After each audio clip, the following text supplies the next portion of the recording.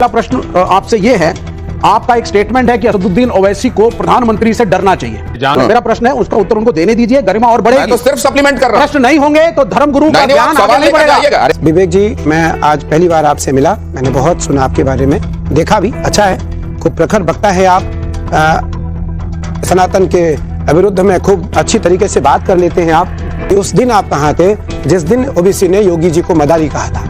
Retired में हम देखेंगे आज एक ऐसा डिबेट वीडियो जिसमें कैलासानंद महाराज गिरी जी ने विवेक श्रीवास्तव के विवेक की परीक्षा ली और साथ ही उनसे कहा कि आप कांग्रेस के बहुत अच्छे प्रवक्ता हैं, मैंने आपकी दलीलें सुनी हैं, लेकिन आप मुझे ये बताइए कि आप हमेशा सनातन धर्म के खिलाफ ही क्यों बोलते हैं। तो इस पर विवेक श्रीवास्तव का क्या जवाब था, आगे हम इस वीडियो में देखने वाले हैं। और साथ ही गुरुजी ने क्वेश्चन ये भी करा कि आप मुझे ये भी बताइए कि जिस समय ओबीसी ने योगी आदित्यनाथ को मदारी बोला था, उस समय आपकी दलीलें कहाँ थी। तो इस पर क्या बात होती है, आगे हम इस वीडियो में खुद देखेंगे। इस पर हमारे विवेक श्रीवास्तव ने क्या जवाब दिया, ये भी आगे हम देखेंगे। लेकिन उससे पहले आपने मेरे चैनल को अभी तक सब्सक्राइब नहीं करा है फ्रेंड्स, तो सब्सक्राइब कर लीजिए, जिससे कि आने वाले वीडियो की नोटिफिकेशन आपको हैंड टू हैंड मिल सके। फ्रेंड्स चलिए बिना देरी करें हम शुरू करेंगे आज का डिबेट वीडियो। चलो भाई, देखो अब मैं क्या करता हूँ। पहला प्रश्न आपसे ये है, आपका एक स्टेटमेंट है कि असदुद्दीन ओवैसी को प्रधानमंत्री से डरना चाहिए। जानता हूं को कितनी दिक्कतें आई है। ये एक इंटरेक्शन में आपने कहा, और आपने कहा डरना भी चाहिए, और डरना इसलिए चाहिए क्योंकि नरेंद्र मोदी प्राइम मिनिस्टर हैं। तो अब मेरा ये सवाल है कि कहीं ना कहीं मेरी ये एक निराशा भी है, मेरी एक कंप्लेन भी समझिए कि धर्म। अच्छा विवेक जी, मुझको एक चीज लगती है, एक सेकंड सर, आप जो कह रहे हैं ना बहुत अच्छी बात कह रहे हैं सर। एक बात मैं आपको बीच में इसलिए रोक रहा हूं क्योंकि मैं भी इसी देश का रहने वाला हूं जी। एक बात मेरे भी दिमाग में आती है, जिस तरीके से वो 15 मिनट याद दिलाते हैं। नहीं, कौन है? 10 बजने में 15 मिनट बाकी है, आप 10 बजने वाले हैं। ये 15 मिनट जिस तरीके से वो याद दिलाते हैं, कभी देने के लिए वो है ना। नहीं, मैं सिर्फ आपसे पूछ रहा हूं कि ये बात भी आप दिमाग में रख के चलते हैं। आपने केस किया है? मैं आपसे असदुद्दीन ओवैसी ने केस किया है? आपने केस किया है क्या? असदुद्दीन ओवैसी ने केस नहीं किया को लेकर केस? जब बेइज्जती है। मैं सिर्फ ये जानना चाहता हूं, सुनिए, आप मेरी बात, प्रधानमंत्री से डरना चाहिए, आपने केस लिया है क्या इस बात को? नहीं, आप सुन लीजिए एक मिनट पहले। मेरा प्रश्न है, उसका उत्तर उनको देने दीजिए, गरिमा और बढ़ेगी। मैं तो सिर्फ सप्लीमेंट कर रहा हूं। प्रश्न नहीं होंगे तो धर्मगुरु का ज्ञान आगे नहीं बढ़ेगा। अरे आप प्रश्नों को दबाइए मत, तो आपको यहाँ पे व्यवस्था मिल जाएगी। हाँ, तो मुझे ये वाली बात भी दिमाग में रखिए। बिल्कुल दिमाग में है। बिल्कुल विवेक जी, मैं आज पहली बार आपसे मिला, मैंने बहुत सुना आपके बारे में, देखा भी, अच्छा है, खूब प्रखर वक्ता है आप, सनातन के विरुद्ध में खूब अच्छी तरीके से बात कर लेते हैं आप, अच्छी तरीके से बात कर लेते हैं आप, खूब अच्छे फॉलोअर्स हैं आपके, खूब आपको फॉलो करते हैं। मैं एक बार जरूर की इस बात को कहना चाहूंगा कि उस दिन आप कहाँ थे जिस दिन ओबीसी ने योगी जी को मदारी कहा था? बस हवा निकल गई। योगी जी को मदारी कहा था, इन्हें कपड़े पहनने का अकल नहीं है। आप देखने में क्या पहन के आया हूँ? कोई वस्त्र नहीं है, क्योंकि हम सिला हुआ वस्त्र नहीं पहनते, और इतना वस्त्र है, नीचे वस्त्र नहीं पहनते, हमारे टहनी से नीचे वस्त्र ना आए, हमारी परंपरा है। अब हमें कोई कह दे कि मैं भिखारी हूँ, मेरे पास वस्त्र नहीं है, नहीं। पहले हमारी मौलिक सिद्धांतों का अध्ययन आपको करना पड़ेगा कि साधु संतों का मौलिक अधिकार क्या है, एक। दूसरा, ओबीसी से मेरा कभी कोई संबंध नहीं है, मैं कभी उससे मिला नहीं, मिलना भी नहीं चाहता। मेरा भी नहीं है। ठीक है, अभी मजा आएगा ना भिड़ो। हो सकता है आप कभी गुप्त मिले हो। नहीं, अच्छा, मिलेंगे। अच्छा, ठीक है।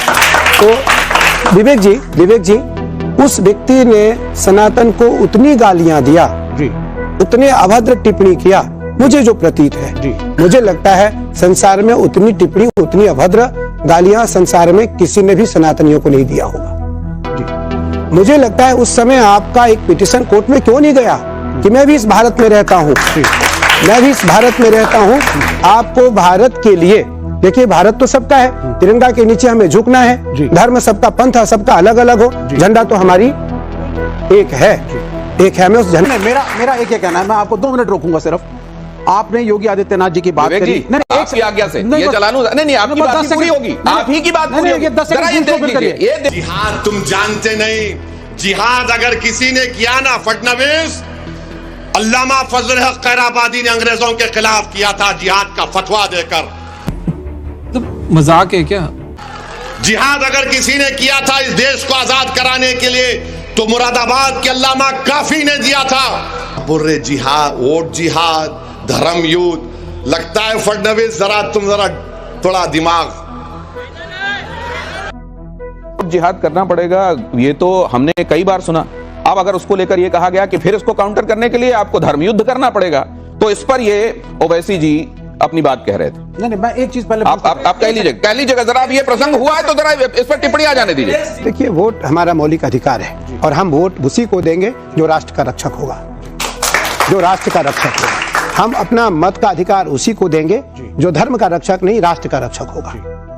धर्म का रक्षक अलग अलग हो सकते हैं, आप अलग धर्म के हो सकते हैं, मैं अलग धर्म का हो सकता हूं, आप अलग धर्म के हो सकते हैं, लेकिन राष्ट्र सबका है। जो राष्ट्र की रक्षा, राष्ट्र में सर्वोपरि कौन है?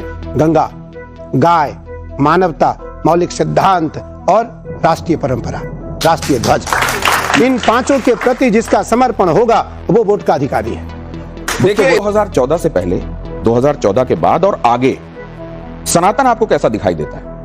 राहुल जी बहुत बड़े पत्रकार हैं, मैंने सुना है इनके बारे में, पर मैं एक बात बताना चाहूंगा कि आज जो हमारी चिंता का विषय है वो ये है बेटी रोटी और चोटी। बेटी रोटी और चोटी। आप हमें बताएं, जो जाति की बात आती है तो जाति तो हमारे यहाँ वेद की परंपरा है। एक मंत्र है, ब्राह्मणों से मुखम आसित बाहु राजन्या कृता उरु तदस्य जात वैदा। तो भगवान के अंग से ही चारों की उत्पत्ति है, ब्राह्मण, क्षत्रिय, वैश्य और शूद्र। हमारे यहाँ अलग नहीं माना गया इसको, हमने अलग इसको दिया ही नहीं कभी। शूद्र जो है वो भगवान के पैर है, भगवान के, हम सदैव भगवान की पैरों की पूजा करते हैं। लेकिन आज जो हमारी युवा पीढ़ी है उनमें आपको धर्म परिवर्तन होते हुए नहीं दिखाई पड़ रहा है। लेकिन यहीं पे एक धर्म संकट है स्वामी जी। मेरा भी यही, अगर मान लीजिए अलग अलग तरह के विचार हैं किसी समाज में, कहते हैं समाज को इवॉल्व करने में, उसको और आगे ले जाने में वो अलग अलग तरह के विचार महत्वपूर्ण होते हैं। और वहीं ये भी माना जाता है कि बटेंगे तो कटेंगे। तो ये बटना कहां लागू है, कितना लागू है, ये किस संदर्भ में है? क्योंकि इसकी अलग अलग व्याख्याएं भी हो रही हैं। बटेंगे तो कटेंगे की चर्चा हर जगह है और बटेंगे कटेंगे का इंटरप्रिटेशन भी, उसका तर्जुमानी भी अपने अपने हिसाब से हो रहा है। आपको क्या लगता है क्यों कहा गया है और क्या मंतव्य है? देखिए, क्योंकि मैं किसी राजनीतिक विषय पर कोई उत्तर नहीं देना चाहूंगा। मेरा एक विषय है कि सत्ता, भगवान कभी किसी गर्भ में, मां के गर्भ में नहीं आए, भगवान किसी स्त्री के गर्भ में कभी नहीं आए, एक बार आए। आपको विद्वान है आप चारों, एक बार भगवान कृष्ण एक स्त्री के गर्भ में गए परीक्षित को बचाने के लिए। बाकी भगवान प्रकट हुए, अयोध्या में भी प्रकट हुए, मथुरा में भी प्रकट हुए, भगवान ने जन्म नहीं लिया। मुझे क्या लगता है कि भगवान कौशल्या के गर्भ में नहीं गए थे? नहीं भाई, प्रकट कृपाला दीन दयाला कौशल्या हितकारी। ये अवैज्ञानिक नहीं है। कैसी बात कर रहे हैं? ये अवैज्ञानिक नहीं है जो आप कह रहे हैं। अवैज्ञानिक है, अवैज्ञानिक नहीं, बिल्कुल नहीं अवैज्ञानिक। तो पुत्रकाम यज्ञ को भी आप अवैज्ञानिक कहते हैं? आप जो खीर को भी अवैज्ञानिक दो ना। मैंने पूछा है कि ये अवैज्ञानिक है जो आप कह रहे हैं। मेरे हिसाब से बच्चा पैदा होता है, प्रकट कोई नहीं होता। आप कह रहे हैं प्रकट, लेकिन मैं आपका आदर भी करता हूं, लेकिन अब आप इसमें कुछ बताइए ना हमें कि हम नहीं, लेकिन आप इसको आप लेके जा रहे हैं। मैं जिस तरफ जा रहा हूं उस डायरेक्शन से अलग पटरी में आप ट्रेन दौड़ा रहे हैं। मैं ये जानना चाह रहा हूं कि 370 राम मंदिर जैसी बातों पर पटाक्षेप कहीं पर होगा या इसको लेकर चीजें चलती रहेंगी? हम सभी राम मंदिर के समर्थक थे, समर्थक हैं, समर्थक रहेंगे। राम हमारे आराध्य थे, राम हमारे आराध्य हैं, राम हमारे आराध्य रहेंगे। रामो विग्रहवान धर्म। राहुल जी, एक समय पूरी सत्ता, पूरी पृथ्वी राम की थी। उस राम के समय में एक छोटी सी दृष्टांत में अपनी बात आपके सामने खत्म करूंगा। एक दिन राम के सामने मेरे जैसा कोई साधु मांगने के लिए गया, राम मुझे कुछ दो। राम ने कहा, मैं आज झंझन दरिद्र हूं। दरिद्र नहीं, मैं झंझन दरिद्र हूं। आज मेरे पास आपको देने के लिए कुछ भी नहीं है। क्या है आपके पास? तो राम ने कहा, वाल्मीकि रामायण का श्लोक है कि वैदेही च महाभाग सौमंगल्यावशेषिता। जिस प्रकार अगर आपसे आप अभी कुछ मुझसे मांगे तो मेरे पास इस रुद्राक्ष के सिवा देने के लिए कुछ नहीं है। राम ने यही बात कही उस सन्यासी से कि सीता के मंगल सूत्र के सिवा मेरे पास देने के लिए कुछ नहीं है। क्या हुआ? कहां गया सब? आप कहां गई आपकी संपत्ति?